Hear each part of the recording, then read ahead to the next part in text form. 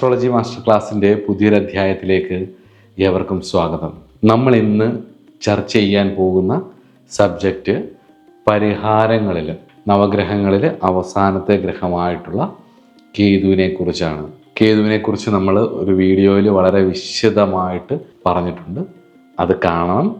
വീണ്ടും വീണ്ടും വീണ്ടും ആ വീഡിയോകളൊക്കെ ഇതൊരു ശരിക്കും പറഞ്ഞ ഒരു സ്റ്റഡി മെറ്റീരിയൽ പോലെയല്ലേ, മാസ്റ്റർ ക്ലാസ്. അപ്പം അത് വീണ്ടും വീണ്ടും വീണ്ടും കാണുമ്പം, ഓരോ പ്രാവശ്യവും കാണുമ്പം എനിക്ക് പോലും പല സമയങ്ങളിലും ആ വീഡിയോസൊക്കെ റെഫറൻസ് ആവാറുണ്ട്. അതുകൊണ്ട് തന്നെ വീണ്ടും വീണ്ടും വീണ്ടും അത് കാണുമ്പം അതിൻ്റേതായ ഗുണങ്ങൾ നിങ്ങൾക്കുണ്ടാവും.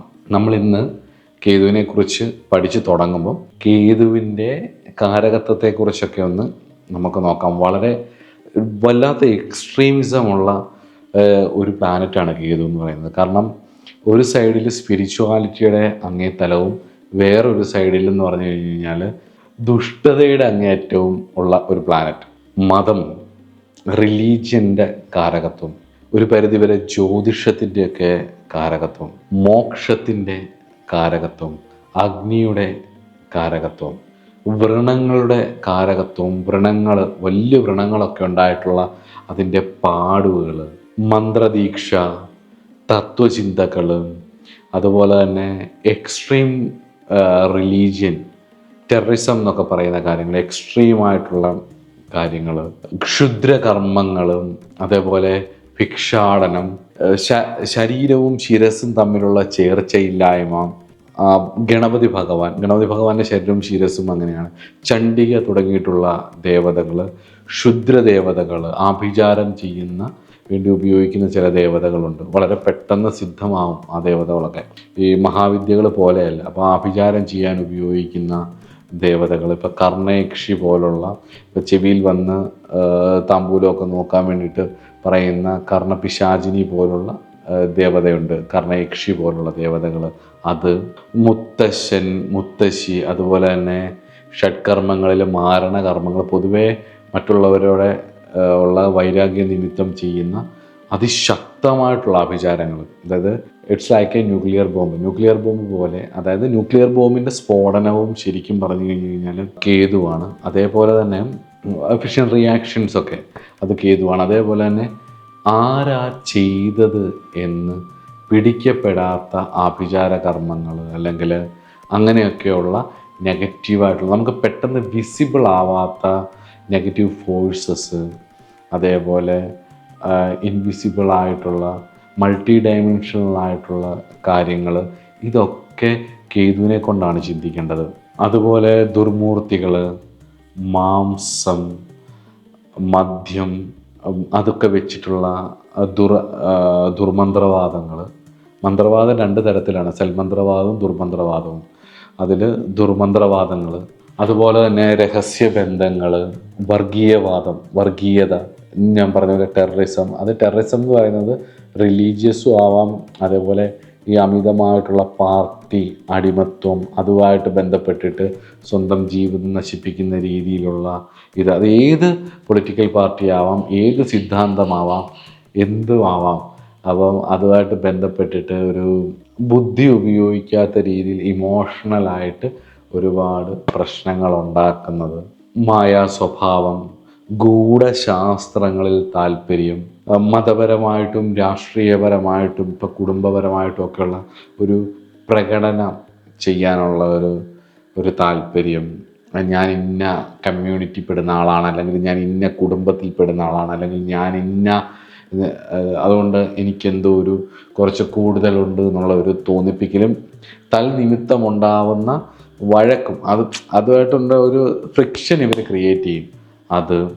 അതുപോലെ ആത്മജ്ഞാനം, മിസ്റ്റിക്കൽ കാര്യങ്ങൾ, ഈ സോൾസും ഒക്കെ ആയിട്ട് കമ്മ്യൂണിക്കേറ്റ് ചെയ്യാൻ പറ്റുന്നത്, ചിത്തഭ്രമങ്ങൾ, വല്ലാത്ത ഡിപ്രഷൻ കാര്യങ്ങൾ, അതുപോലെ തന്നെ സൈക്കോപാത്തുകൾ, അങ്ങനെ ഒരുപാട് കാര്യങ്ങളുണ്ട്. വളരെ വിചിത്രമായിട്ട് തോന്നും ഇവരുടെ റിവെഞ്ചുകളും. ഒരാളെയൊക്കെ കൊന്നു കളയാൻ വരെ ഉള്ള ദേഷ്യവും, അങ്ങനെയൊക്കെ ഒരാളെയൊക്കെ നശിപ്പിച്ച് കളയാൻ പറ്റുന്ന രീതിയിലുള്ള വളരെ രഹസ്യമായിട്ടുള്ള കാര്യങ്ങൾ ചെയ്യാൻ കഴിയുന്ന, നമ്മൾ കണ്ടാലൊട്ടും നമുക്ക് മനസ്സിലാവാത്ത രീതിയിലുള്ള ഒരു ഒരു ഗ്രഹമാണ് ഇത്. ഈ ഗ്രഹം സ്വാധീനിച്ചാൽ വളരെ വിചിത്രമാണ്, നമുക്കത് ഫീൽ ചെയ്യുകയും ചെയ്യും. അതുപോലെ തന്നെ സൂചി കുത്തുന്നത്, വേദനിപ്പിക്കുന്നത്, അതുപോലെ തന്നെ ഈ നമ്മുടെ വേദനിച്ച് സ്വയം വേദനിപ്പിച്ച്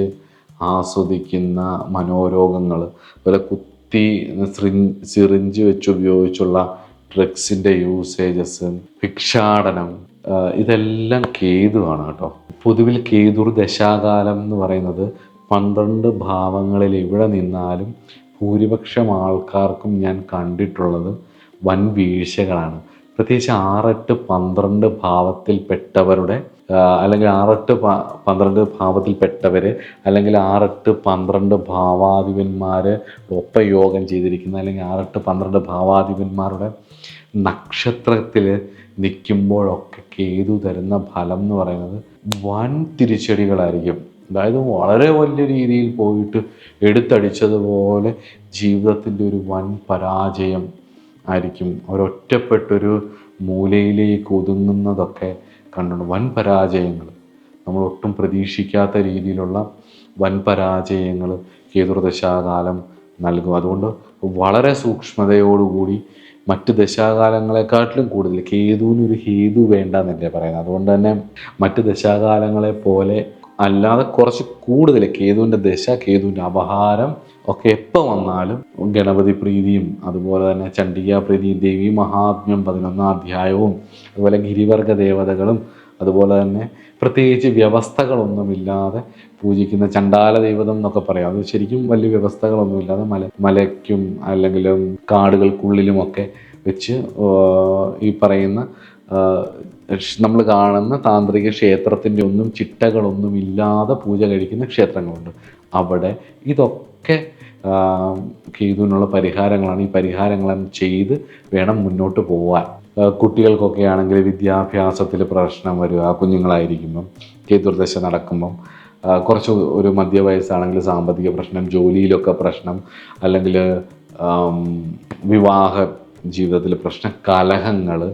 ഇപ്പോൾ ഒരു 50+ ഒക്കെ ആണെങ്കിൽ പെട്ടെന്ന് തകർച്ച, അത്രയും കാലം ജീവിച്ച ഒരു സ്റ്റാൻഡേർഡിൽ നിന്നും താഴെ പോകൽ, പിന്നെ ജീവിതത്തിലൊരു പ്രതീക്ഷയില്ലാതാവുന്നത്, മക്കളിൽ നിന്നൊക്കെ അകന്നു പോകൽ, അല്ലെങ്കിൽ ഭാര്യയിൽ നിന്നൊക്കെ അകന്നു പോകൽ, അല്ലെങ്കിൽ ഭർത്താവിൽ നിന്നൊക്കെ അകന്നു പോകൽ, ഒരു വളരെ വേറിട്ടായിരിക്കും. ഇപ്പം തുടക്കകാലങ്ങളിലാണ് വരുന്നതെങ്കിൽ വിദ്യാഭ്യാസം, ഒരു മധ്യസമയത്താണ് വരുന്നതെന്നുണ്ടെങ്കിൽ ഒരു ഉയർച്ച വരെ എത്തിയിട്ട് താഴേക്ക് പോകുന്ന ഒരവസ്ഥ, ഒരു 60-60+ ഒക്കെയാണ് വരുന്നതെന്നുണ്ടെന്നുണ്ടെങ്കിൽ രോഗാതി ദുരിതങ്ങൾ, സർജറികൾ, ബാക്ക് ടു ബാക്ക് ആയിട്ടുള്ള സർജറീസ് ഒക്കെ ആയിരിക്കും ചിലപ്പം.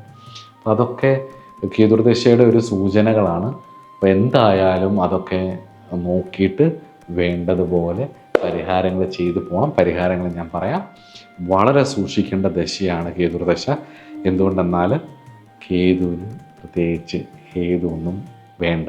അതുകൊണ്ട് തന്നെ ജാതകത്തിൽ കേതു ബലക്ഷയം വന്ന ഒരാളുടെ ലക്ഷണം എന്ന് പറയുന്നത് അയാൾക്ക് എല്ലാ കാര്യത്തിലും ഉൾക്കാഴ്ച കുറവായിരിക്കും.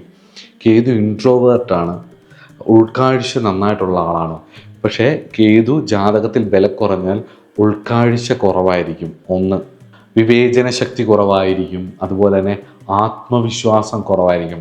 ഒരു കാര്യം തന്നെ പിന്നെയും പിന്നെയും പിന്നെയും പറഞ്ഞുകൊണ്ടിരിക്കുന്നത് കേതുവിൻ്റെ ഒരു സ്വഭാവം. കേതു ജാതകത്തിൽ ലഗ്നവുമായിട്ടോ ലഗ്നാധിപനായിട്ടോ ലഗ്നാധിപൻ്റെ നക്ഷത്രത്തിലോ ഒക്കെ നിൽക്കുകയോ ബലപ്പെടുകയൊക്കെ ചെയ്തു കഴിഞ്ഞ് കഴിഞ്ഞാൽ ഇതിങ്ങനെ വീണ്ടും പറഞ്ഞുകൊണ്ടിരിക്കും. അതായത് ഇന്ന കാര്യം പറഞ്ഞു, നമ്മൾ കൊടുത്തു, വീണ്ടും ചോദിച്ചുകൊണ്ടിരിക്കും, പിന്നെയും പറഞ്ഞു, പിന്നെയും ചോദിച്ചുകൊണ്ടിരിക്കും, പിന്നെയും പറഞ്ഞു, ഇങ്ങനെ പറഞ്ഞുകൊണ്ടിരിക്കും, റിപ്പീറ്റ് അടിച്ചുകൊണ്ടേയിരിക്കും. ഇങ്ങനെയുള്ളവർ ചെയ്യുന്ന കാര്യങ്ങൾ വിജയിക്കുമോ വിജയിക്കത്തില്ലയോ എന്നുള്ളൊരു ഭയമുണ്ടാവും ഇവർക്ക്. അങ്ങനെയുള്ള ആൾക്കാർക്ക് കേതുർദശ വരുകയും കൂടെ ചെയ്താലുള്ളൊരു സംഭവം എന്താ പറയുക, നമുക്ക് സ്വയം നശിക്കുകയും ചെയ്യും. അതുപോലെ തന്നെ കൂട്ടത്തിലുള്ളവരെ, കൂടെ നിൽക്കുന്നവരെ നശിപ്പിക്കുകയും ചെയ്യും. വല്ലാത്തൊരു രീതിയാണ് അത്. നമ്മളത് ഒബ്സർവ് ചെയ്താൽ ശരിക്കും മനസ്സിലാവും. നമ്മൾ സഹായിക്കാൻ പോയാൽ, അവരെ സഹായിക്കാൻ പോയാൽ, അവരെ പെട്ടിരിക്കുന്ന സമയത്ത് അവരെ സഹായിക്കാൻ പോയാൽ നമ്മളൂടെ പെടും. ആ ബന്ധം എന്നേക്കുമായിട്ട് കൂടും.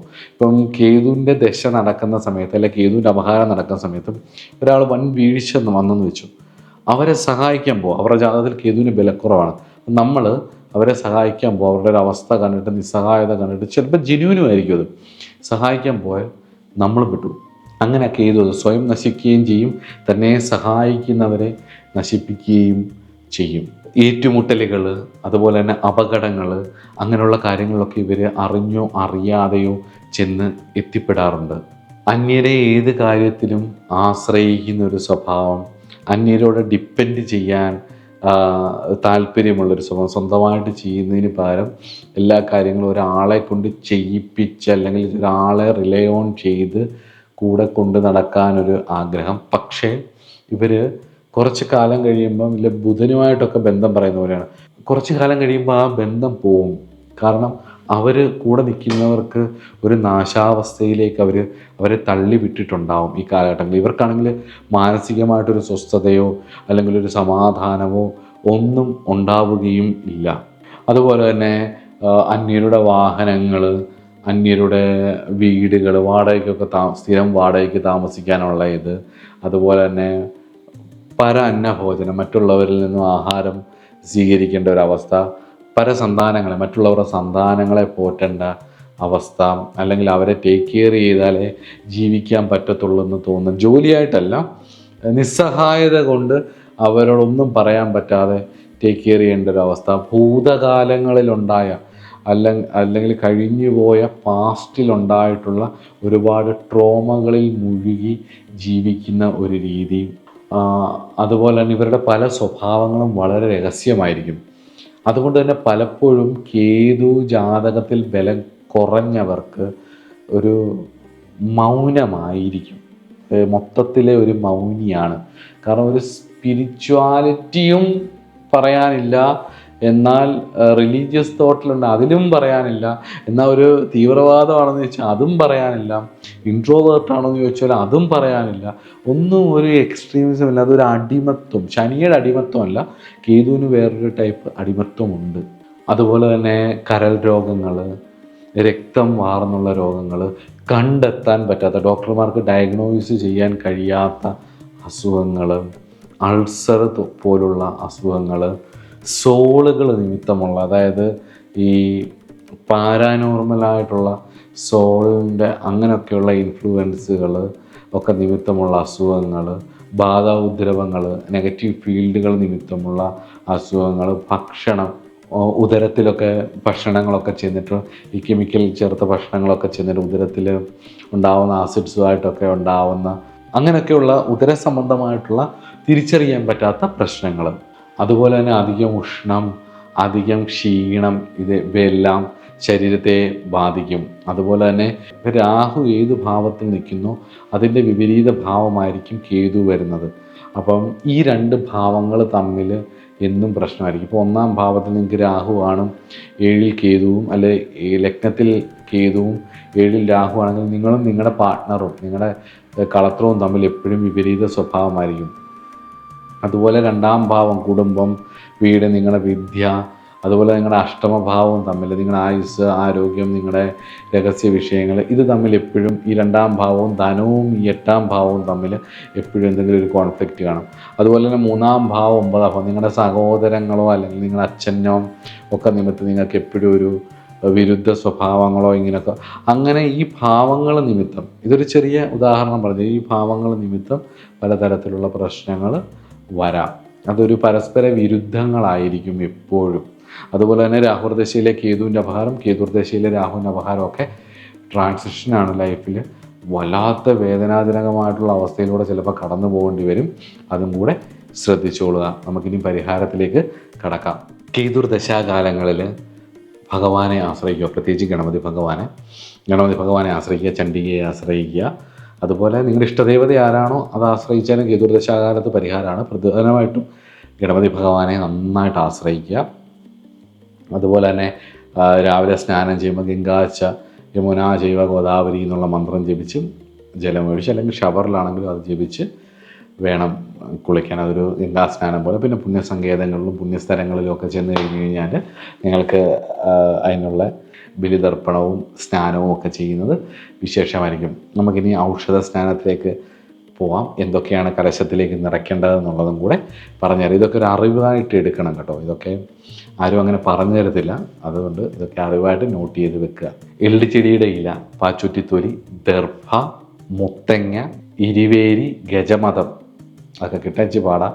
ആട്ടിൻമൂത്രം, കസ്തൂരി, ചിറ്റമൃത് എന്നിവ ചേർത്ത് തിളപ്പിച്ച വെള്ളം പറ്റിച്ചെടുത്ത് കലശജലത്തിൽ നിറച്ച് കേതുവിൻ്റെ പൂജ കഴിച്ച് എടുക്കാം. പിന്നെ കുറച്ചുകൂടെ ലളിതമായിട്ടുള്ളത് മുത്തങ്ങ 6 കഴഞ്ചെടുത്ത് ഇടിച്ച് ചതച്ച് വെള്ളത്തിലിട്ട് തിളപ്പിച്ച് അതിനെ 4-1 പറ്റിച്ച് കലശം കുംഭസംസ്കാരമൊക്കെ ചെയ്ത് കൃത്യമായ രീതിയിൽ കലശം പൂജിച്ച് അതിൽ കേതുവിൻ്റെ പൂജ ക്രിയ കൃത്യമായിട്ട് കഴിച്ച് കലശം നിറച്ച് അതിനകത്ത് അല്ലും മാവലിയൊക്കെ വെച്ച് അതിൽ വീണ്ടും മൂർത്തി കൽപ്പിച്ച് ആവാഹിച്ച് പൂജിച്ച് ആരാണോ കേതുർദോഷമുള്ളത് അയാളുടെ ശിരസിലേക്ക് ആടി ആ ദോഷത്തിനുള്ള പരിഹാരമാക്കാൻ പറ്റും. ഈ അടുത്തത് കേതുവിൻ്റെ നിറങ്ങളും വസ്ത്രങ്ങളെക്കുറിച്ചുമാണ്. കറുത്ത നിറത്തിലുള്ള വസ്ത്രങ്ങളാണ് കേതുവിനെന്നാണ് പൊതുവെ കേരളീയ ആചാര്യന്മാർ പറയുന്നത്. എന്നാൽ പ്രത്യേകിച്ച് കാണിപ്പയൂർ ശങ്കര നമ്പൂതിരി അല്ലെങ്കിൽ മുത്തുസ്വാമി അല്ലെങ്കിൽ ഓക്കെ, എന്നാൽ പാണ്ടനാട്ടിൽ ഗോപാല വാര്യരുടെ കർമ്മവിഭാഗം എന്ന് പറയുന്ന ഗ്രന്ഥത്തിൽ അദ്ദേഹം പല നിറത്തിലുള്ള വർണ്ണങ്ങൾ കേതുവിന് ഉപയോഗിക്കാം എന്നാണ് പറയുന്നത്. ഡേവിഡ് ഫ്രോളിയുടെയൊക്കെ പുസ്തകത്തിനകത്ത് പല നിറത്തിലുള്ള വർണ്ണങ്ങളാണ്. അതുപോലെ തന്നെ നമ്മൾ ഒരുപാട് ഗ്രന്ഥങ്ങൾ പരിശോധിച്ചപ്പം പ്രത്യേകിച്ചും വെസ്റ്റ് സൈഡിൽ നിന്ന് വരുന്ന പുസ്തകങ്ങൾ ഫ്രോളിയുടെ മാത്രമല്ല പലരുടെയും വായിച്ചപ്പോഴൊക്കെ അതിനകത്ത് ഭൂരിപക്ഷത്തിൻ്റെ അഭിപ്രായം, ഇപ്പം കൃഷ്ണമൂർത്തിയുടെ ആണെങ്കിലും ബിബിരാമൻ്റെ ഒക്കെ ആണെങ്കിലും പലരുടെ അഭിപ്രായത്തിലും ഇത് പൊതുവേ പറയുന്നത് മോഡേൺ അസ്ട്രോളജേഴ്സ് ഭൂരിപക്ഷവും പറയുന്നത് പല വർണ്ണങ്ങളാണ്, ബഹുവർണ്ണം ആണ് എന്ന് തന്നെയാണ് പറയുന്നത്. അതുപോലെ പുഷ്പങ്ങളായിട്ട് നീലശംഖുപുഷ്പം, അതുപോലെ തന്നെ നീലപുഷ്പങ്ങൾ പലതും ഉപയോഗിക്കാം. അതുപോലെ തന്നെ കുജവത് കേതു എന്നുള്ളത് കൊണ്ട് തന്നെ കുജന് പറഞ്ഞിട്ടുള്ള കാര്യങ്ങളും ഉപയോഗിക്കാം എന്ന് പറയുന്നുണ്ട്. ചുമല ചെമ്പരത്തി, ചുമല തെച്ചി, ചുമല മറ്റു പുഷ്പങ്ങൾ, ചുമല റോസ് ഇതൊക്കെ ഉപയോഗിക്കാം എന്നും ആചാര്യന്മാർക്ക് അഭിപ്രായമുണ്ട്. പക്ഷെ പൊതുവേ കേതുപൂജയ്ക്കൊക്കെ നമ്മൾ ചുമല പുഷ്പങ്ങൾ തന്നെയാണ് തെറ്റിയൊക്കെയാണ് എടുക്കാറ് ഉള്ളത്. ഇപ്പം ഞാനൊക്കെ ആണെങ്കിലും കേതുവിന് പൂജ കഴിക്കുമ്പോൾ ചുമല നിറത്തിലുള്ളതൊക്കെയാണ് എടുക്കുന്നത്. ക്യാറ്റൈ അഥവാ വൈഡൂര്യം എന്ന് പറയുന്ന കല്ലാണ് കേതുവിൻ്റെ കല്ല്. അത് കൃത്യമായിട്ട് നോക്കി, നന്നായിട്ട് അറിയാവുന്നവരെ കൊണ്ട് നോക്കി അത് വേണ്ടതുപോലെ ആ കല്ല് ശുദ്ധി വരുത്തി പൂജ കഴിച്ച് അതിൽ കേതുവിൻ്റെ പ്രാണപ്രതിഷ്ഠയൊക്കെ ചെയ്ത് വൃത്തിയായിട്ട് കേതു പൂജയൊക്കെ കഴിച്ച് വിശേഷാൽ അത് വിധി പോലെ ധരിച്ചാൽ അതിന് ഫലം ഉണ്ടാവും. അത് നല്ല കല്ല് കിട്ടുക എന്നുള്ളതാണ് മെയിൻ. അത് കഴിഞ്ഞാണ് ബാക്കിയെല്ലാം. അപ്പോൾ അത് നല്ല കല്ല് കിട്ടിയാൽ അത് മേടിച്ച് ധരിക്കാം. കേതു പ്രീതിക്കായിട്ട് പലതരത്തിലുള്ള യന്ത്രങ്ങളെ പറയുന്നുണ്ട്. അതിൽ കേതു യന്ത്രമുണ്ട്, പക്ഷേ മഹാഗണപതി യന്ത്രം, ഗണപതി യന്ത്രങ്ങൾ പലതുണ്ട്. അതൊക്കെ പ്രത്യേകിച്ച് മൂലഗണപതി യന്ത്രം ധരിക്കുന്നതും കേതുർദോഷ പരിഹാരമായിട്ട് മഹാഗണപതി തർപ്പണം എന്ന് പറഞ്ഞൊരു ക്രിയയുണ്ട്. താന്ത്രികരായിട്ട് അറിയാവുന്നവരുണ്ടെന്നുണ്ടെങ്കിൽ അവർക്കൊരു ഇതായിട്ട് പറയാം. ദോഷത്തിനും കേതുർദശാദോഷ പരിഹാരമായിട്ടും ചെയ്യാൻ പറ്റുന്നൊരു മഹാക്രിയയാണ് മഹാഗണപതി തർപ്പണം. ഇല്ലെങ്കിൽ 4000 ഗണപതിക്ക് അഭിഷേകം കഴിക്കുന്നതും മൂലമന്ത്രം കൊണ്ട് തന്നെ അഭിഷേകം കഴിക്കുന്നതും ഒക്കെ വിശേഷമാണ്. മഹാഗണപതി ഹോമം കഴിക്കുന്ന പോലെ തന്നെയാണ് പ്രത്യേകിച്ച് വിനായക ചതുർത്ഥി അല്ലെങ്കിൽ എല്ലാ മാസത്തിലെയും ചതുർത്ഥി ദിവസങ്ങളിൽ മഹാഗണപതി തർപ്പണം വിശേഷാൽ ചെയ്യുന്നത് പരിഹാരമാണ്. വ്രതങ്ങൾ അനുഷ്ഠിക്കേണ്ടത് കേതുവിനും രാഹുവിനും ഞാൻ നേരത്തെ പറഞ്ഞ പോലെ അവർക്ക് ദിവസങ്ങളില്ല. അവർക്ക് ഒന്നിൽ കേതു ആയതുകൊണ്ട് ഒന്ന് ചൊവ്വാഴ്ച ചെയ്യാം, ഇല്ല കേതു നിൽക്കുന്ന നക്ഷത്രാധിപൻ്റെ ദിവസം, ഏത് നക്ഷത്രത്തിലാണോ കേതു നിൽക്കുന്നത് ആ ദിവസം ചെയ്യാം.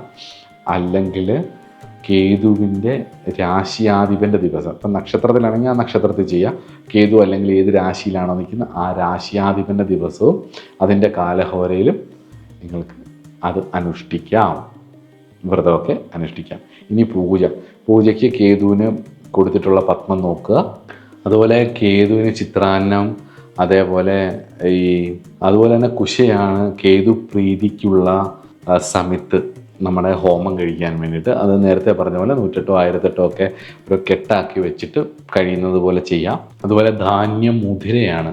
മുതിര കൊണ്ട് തുലാഭാരം കേതുവിന് നടത്തുന്നതും, അതേപോലെ കറുത്ത മുട്ടനാടിനെ കേതുവിൻ്റെ കാരകത്വത്തിലുള്ള ദേവതയ്ക്ക്, അതായത് ഗണപതി ക്ഷേത്രത്തിലോ, പ്രത്യേകിച്ച് കേതു കുറച്ച് ഉഗ്രമായതുകൊണ്ട് ചണ്ഡിക, ചാമുണ്ഡി തുടങ്ങിയിട്ടുള്ള ദേവതകളുടെ മുന്നിൽ കറുത്ത മുട്ടനാടിനെ സമർപ്പിക്കുന്നതും ഒക്കെ. ഇപ്പം കാമാഖ്യയിലൊക്കെ ചെന്ന് കഴിഞ്ഞ് കഴിഞ്ഞാൽ കേതുവിൻ്റെ പരിഹാരമാണെന്ന് തോന്നും നമുക്ക്.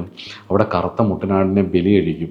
അവിടുത്തെ ബലിപീഠത്തിൽ കറുത്ത മുട്ടനാടിനെയാണ് പ്രധാനമായിട്ട് എടുക്കുന്നത്. അപ്പം കറുത്ത മുട്ടനാട് കേതുവിൻ്റെ പരിഹാരമാണ്. അപ്പം ആഭിചാര ദോഷങ്ങൾക്കൊക്കെയുള്ള പരിഹാരമായിട്ടായിരിക്കും ഒരു പക്ഷേ കറുത്ത മുട്ടനാടിനെ അവിടെ ബലി കഴിക്കുന്നത്. കേരളത്തിലും മൃഗബലിയൊക്കെ നിർത്തിയതാണ് നേരത്തെ. കറുത്ത മുട്ടനാട് ചണ്ഡികയ്ക്ക്, അല്ലെങ്കിൽ ഗിരിവർഗ ദേവതകൾക്ക്, അല്ലെങ്കിൽ ഉഗ്രയായിട്ടിരിക്കുന്ന ചാമുണ്ഡി, ഇപ്പം കരിക്കകം ചാമുണ്ടേശ്വരി ക്ഷേത്രത്തിലൊക്കെ മുതിര കൊണ്ട് തുലാഭാരം കഴിക്കുന്നതും മുതിര അവിടെ സമർപ്പിക്കുന്നതും, അതുപോലെ തന്നെ ഈ കറുത്ത മുട്ടനാടിനെ ഭഗവതിക്ക് സമർപ്പിക്കുന്നതും ഒക്കെ വിശേഷ വഴിപാടാണ്. അതൊരുത്തരുടെ വിശ്വാസം പോലെ, ഭക്തി പോലെ ചെയ്യുക.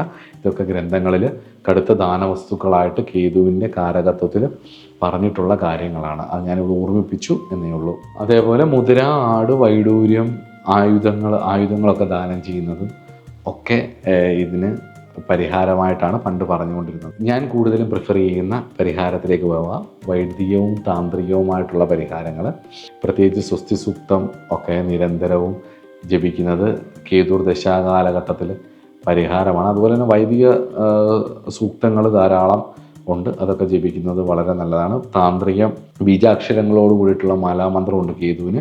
അതുപോലെ തന്നെ കേതുവേ നമ എന്നുള്ള മന്ത്രമുണ്ട്, അല്ലെങ്കിൽ നാമമായിട്ട് തന്നെ കേതുവേ നമ എന്ന് തന്നെ ജപിക്കാം. അങ്ങനെ അത് കൂടാതെ ഒരുപാട് സ്തോത്രങ്ങൾ, നവഗ്രഹങ്ങളുടെ ഒരുപാട് സ്തോത്രങ്ങൾ, ഇപ്പം നവഗ്രഹ സ്തോത്രങ്ങൾ എന്നൊക്കെയുള്ള പുസ്തകങ്ങളൊക്കെ ബുക്ക് സ്റ്റോളുകളിലൊക്കെ, ഭക്തി സംബന്ധമായിട്ടുള്ള ഡിവോഷണൽ ബുക്സ് കിട്ടുന്ന സ്റ്റോളുകളിലൊക്കെ അവൈലബിൾ ആണ്. ഇൻ്റർനെറ്റിൽ അവൈലബിൾ ആണ്.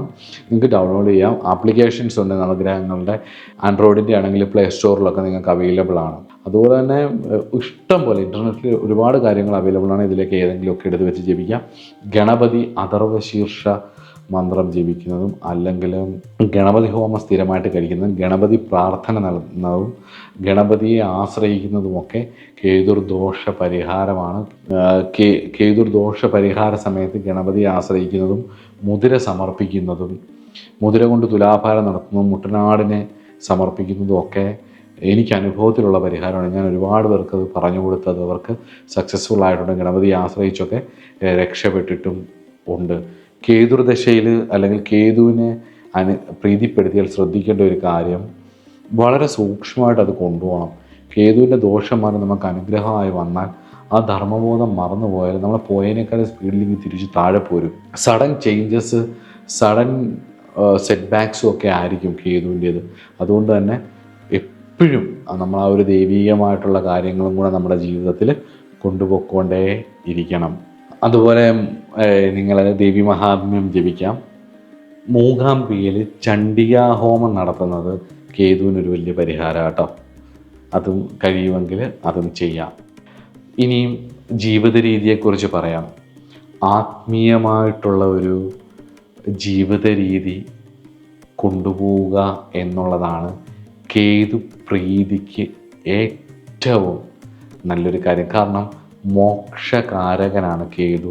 അതുകൊണ്ട് തന്നെ കേതുർ ദശാകാലങ്ങളിൽ നമ്മൾ അഡിക്ഷനിലേക്കോ ഇതിലേക്കൊന്നും പോകണ്ട, നമുക്ക് മുട്ടം പണി കിട്ടും. അതുകൊണ്ട് തന്നെ ആത്മീയമായിട്ടുള്ള ഒരു ജീവിത ശൈലി, നല്ലൊരു പരിധി വരെ ആത്മീയമായിട്ടുള്ളൊരു ജീവിതശൈലി 60% എങ്കിലും നമ്മൾ ധർമ്മബോധത്തോടുകൂടി ജീവിക്കാൻ ശ്രമിച്ചാൽ, നമ്മൾ ഭക്തിയും പ്രകടനവും ഒക്കെ കാണിച്ചുകൊണ്ട് മാത്രം കാര്യമില്ല.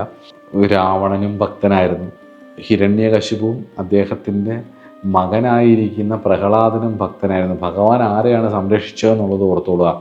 മിനിമം ഒരു 60% ഒരു ധർമ്മബോധവും അതുപോലെ തന്നെ ഈശ്വരനെ നന്നായിട്ട് ആശ്രയിച്ചുള്ളൊരു ജീവിത രീതിയാണെങ്കിൽ കേതുർദശ നമ്മളെ ഒരുപാട് ഹെൽപ്പ് ചെയ്യും മുന്നോട്ട് പോകാൻ. അതുപോലെ തന്നെ ജ്യോതിഷം, തന്ത്രശാസ്ത്രങ്ങൾ, വേദപഠനങ്ങൾ, മതപരമായിട്ടുള്ള പഠനങ്ങൾ, ഫിലോസഫിക്കൽ ക്ലാസ്സസ്, ഭഗവത്ഗീത ക്ലാസ്സസ്, ഇതിൻ്റെയൊക്കെ, അല്ലെങ്കിൽ ഏത് മതത്തിൽപ്പെട്ടവരായാലും അവരവരുടെ രീതിക്കനുസരിച്ചുള്ള കാര്യങ്ങൾ പഠിക്കുന്നതും ഒക്കെ കേതുർദശാകാലഘട്ടത്തിൽ അതിന് പഠിക്കാനും ഉപയോഗിക്കാനും ഒക്കെ വല്ലാണ്ട് നമുക്കതിന് ത്വരയുണ്ടാവും, നമുക്കതിന് കഴിയുകയും ചെയ്യും. നമ്മളൊരു സ്പിരിച്വൽ ഡെവലപ്മെൻ്റ് ഉണ്ടാവും. ചില പണികൾ കിട്ടിയിട്ട്, ചില അവസ്ഥകളുണ്ടായിട്ട് നമ്മൾ സ്പിരിച്വലി നമ്മുടെ പെർസെപ്ഷൻസേ മാറിപ്പോവും. നമ്മൾ കുറച്ചുകൂടെ സീരിയസ് ആവും, കുറച്ചുകൂടെ പ്യുവറായെന്നൊക്കെ ഒരു തോന്നൽ നമുക്ക് വരും. അടുക്കും ചിട്ടയോടുള്ള ജീവിതം, ഈ മുമ്പേ പറഞ്ഞിട്ടുള്ള തന്ത്രശാസ്ത്രം പോലുള്ള കാര്യങ്ങൾ ഗുരുക്കന്മാരിൽ നിന്ന് നേരിട്ട് പഠിച്ച് പ്രാവർത്തികമാക്കേണ്ട കാര്യങ്ങൾ, ഇതെല്ലാം കൃത്യമായിട്ട് ചെയ്യാൻ അത് പറ്റും. പരമ്പരകളായിട്ട് അനുഷ്ഠിച്ചു വരുന്ന ആചാര രീതികൾ, നമ്മുടെ കുടുംബത്തിൽ തന്നെയാണെങ്കിലും പൂർവാചാരങ്ങൾ പൊടിതട്ടിയെടുത്ത് അത് നിലനിർത്താനും നല്ല രീതിയിൽ കൊണ്ടുപോകാനുമുള്ള ഒരു ശ്രമം, അതിനെ സപ്പോർട്ട് ചെയ്യുന്നത്. കേതുർദശാകാലത്ത് അപ്രതീക്ഷിതമായിട്ടുള്ള തിരിച്ചടികൾ ജീവിതത്തിൽ വരാനുള്ള സാധ്യതയുള്ളതിനാൽ എപ്പോഴും കുറച്ച് അലേർട്ടായിരിക്കുക, പെട്ടെന്നൊരു കാര്യത്തിലേക്ക് എടുത്തു ചാടാതിരിക്കുക. ചിലപ്പോൾ കേതുർദശയുടെ തുടക്കം നല്ലതായിരിക്കും, ഒടുക്കം ഭയങ്കര മോശം. ചിലപ്പോൾ കേതുർദശയ്ക്ക് തൊട്ട് മുമ്പുള്ള ദശ വളരെ നല്ലതായിരിക്കും. ബുധൻ്റെയൊക്കെ ദശയുടെ ലാസ്റ്റൊക്കെ ഭയങ്കരമായിട്ട് സക്സസ് ആവും. കേതുർദശ തുടങ്ങുമ്പോൾ നമ്മളൊരു എന്തെങ്കിലും ഒരു കാര്യത്തിലേക്ക് എടുത്തു ചാടും, നമ്മളങ്ങ് പൊളിയും. അപ്പം അങ്ങനെ ഒരുപാട് അനുഭവങ്ങൾ ഞാൻ കണ്ടിട്ടുണ്ട്. അതുകൊണ്ട് ദയവായിട്ട് കേതുർദശ, കേതുവിൻ്റെ അപഹാരമൊക്കെ നടക്കുന്ന സമയത്ത് വലിയ വലിയ തീരുമാനങ്ങളൊക്കെ എടുക്കുന്നതൊന്ന് ശ്രദ്ധിച്ച് ചെയ്താൽ മതി. എടുക്കണ്ടെന്നല്ല ചിലപ്പോൾ, കാരണം കേതുർദശ ഇത്രയും വർഷമുണ്ട്, 7 വർഷത്തോളം ഉണ്ട്. അപ്പം ആ കാലഘട്ടങ്ങളിൽ തീരുമാനമൊന്നും എടുക്കാതെ ജീവിക്കുക എന്ന് പറഞ്ഞു കഴിഞ്ഞാൽ പറ്റുന്ന കാര്യമല്ല. ശ്രദ്ധിക്കണം കേട്ടോ. അല്ലെങ്കിൽ ചിലപ്പോൾ നിങ്ങൾ 10, 20, 30 വർഷത്തെ അധ്വാനമൊക്കെ നിമിഷ നേരം കൊണ്ട് പോകും. പിന്നെ ആ ലെവലിലേക്കൊക്കെ തിരിച്ചു വരിക എന്ന് പറഞ്ഞു കഴിഞ്ഞാൽ വലിയ പാടായിരിക്കും. അത് ശ്രദ്ധിക്കണം കേട്ടോ. അതുകൊണ്ടാണ് ഈ പറഞ്ഞു തരുന്നത്. എനിക്ക് വളരെ ടെൻഷനുള്ള, അല്ലെങ്കിൽ ഒരാളുടെ ജാതകം വരുമ്പോൾ അത് കേതുർദശയോ അപഹാരമോ ഒക്കെ ആണെങ്കിലും ദൈവമേ എന്നൊരു നമുക്കൊരു ചിന്ത വരുന്ന ഒരു ദശയും അപഹാരവുമാണ് കേതുവിൻ്റേത്. അതുപോലെ തന്നെ 6-ലാണെങ്കിൽ അന്യരുമായിട്ട് ശത്രുത വരാം, കടം വരാം.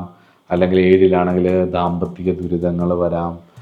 8-ലാണെങ്കിലും ആയുർ സംബന്ധമായിട്ട് ദോഷങ്ങൾ, വാഹന അപകടങ്ങൾ വരാം, ധനനഷ്ടങ്ങൾ വരാം.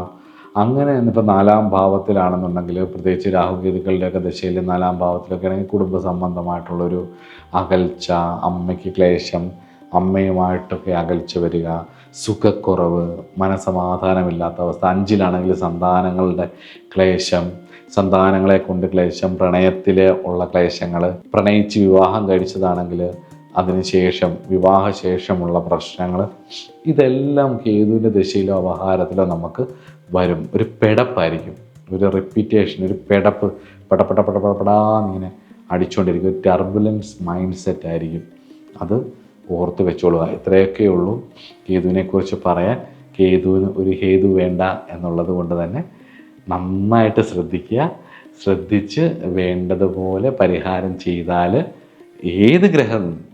ഏത് ഗ്രഹത്തിൻ്റെ കാലഘട്ടങ്ങളിലും നമ്മൾ വേണ്ടതുപോലെ മനസ്സിലാക്കി പരിഹാരം ചെയ്യുക എന്ന് പറയുന്ന ഒരു സുഹൃതമാണ്, ഒരു ദൈവാധീനമാണ്. പ്രപഞ്ചം അനുഗ്രഹിച്ച് കൊടുക്കുന്നതാണത്. മനസ്സിലാക്കിയിട്ട് ഇതൊക്കെ കേട്ടാൽ ഇതൊന്നും വലിയ കാര്യമല്ല എന്ന് വിചാരിക്കരുത്. ഒരു രോഗം മൂർച്ഛിക്കുന്നതിന് മുമ്പ് നേരത്തെ തിരിച്ചറിഞ്ഞ് ചികിത്സിച്ചാൽ ഏതുപോലെയാണോ കുറച്ച് വേഗത്തിൽ റിക്കവറി ആയി വരുന്നത്, അതുപോലെ തന്നെ നമ്മളുടെ ജീവിതയാത്ര, നമ്മുടെ കർമ്മം ഏതൊക്കെ വഴിക്കൂടാണോ നമ്മളെ കൊണ്ടുപോകുന്നത് എന്നുള്ളത് നേരത്തെ കൂട്ടി തിരിച്ചറിഞ്ഞ് അതിന് വേണ്ടത് ചെയ്ത് വഴി തിരിച്ചു വിട്ട് എങ്ങനെയെങ്കിലുമൊക്കെ മുന്നോട്ട് പോകാൻ ജീവിതം ഒരു ഒരു നല്ല യാത്രികനെ പോലെ. നമുക്ക് ആ പ്രശ്നങ്ങൾ വരുമ്പോൾ അത് തിരിഞ്ഞു മറിഞ്ഞ് നമ്മൾ അടുത്ത മുന്നോട്ടുള്ള യാത്ര വഴി തടഞ്ഞു കടന്നു കഴിഞ്ഞ് കഴിഞ്ഞാൽ നമ്മൾ അടുത്ത വഴി കണ്ടെത്തണം. നമുക്ക് ലക്ഷ്യത്തിലേക്ക് എത്തണ്ടേ. അപ്പോൾ വഴി തിരിച്ച് വിട്ട് മുന്നോട്ട് പോവുക എന്നുള്ളതുള്ളൂ. അതിനൊക്കെയാണ് ഈ പരിഹാരങ്ങളൊക്കെ ഉള്ളത്. അപ്പം അടുത്ത ഒരു സബ്ജക്റ്റുമായിട്ട് അടുത്ത ക്ലാസ്സിൽ കാണാം. എല്ലാവരെയും ഭഗവാൻ അനുഗ്രഹിക്കട്ടെ എന്ന് പ്രാർത്ഥിക്കുന്നു. 9 ഗ്രഹങ്ങളുടെയും പരിഹാരം ഏകദേശമൊക്കെ ഞാൻ പറഞ്ഞിട്ടുണ്ട്. അപ്പോൾ അതൊക്കെ കണ്ടിട്ട് അവരവരുടെ ജാതകമൊക്കെ പരിശോധിച്ച് കുറേ കാര്യങ്ങൾ ഞാൻ പറഞ്ഞിട്ടുണ്ട്. അപ്പം ജ്യോതിഷം പഠിച്ചിട്ടുള്ളവർക്കാണെങ്കിൽ അവരവരുടെ ജാതകത്തിൽ ഏതൊക്കെ ഗ്രഹം ഇങ്ങനെയൊക്കെയാണ് നിൽക്കുന്നത് നമ്മൾ ഏകദേശം മനസ്സിലായിട്ടുണ്ടാവും. അപ്പോൾ അതിൻ്റെ ദശയാപഹാരമൊക്കെ നോക്കി വേണ്ട പരിഹാരങ്ങളൊക്കെ ചെയ്ത് മുന്നോട്ട് പോകാം. അടുത്തൊരു സബ്ജക്റ്റിൽ വേറൊരു വിഷയമായിട്ട് കാണാം. നമസ്കാരം.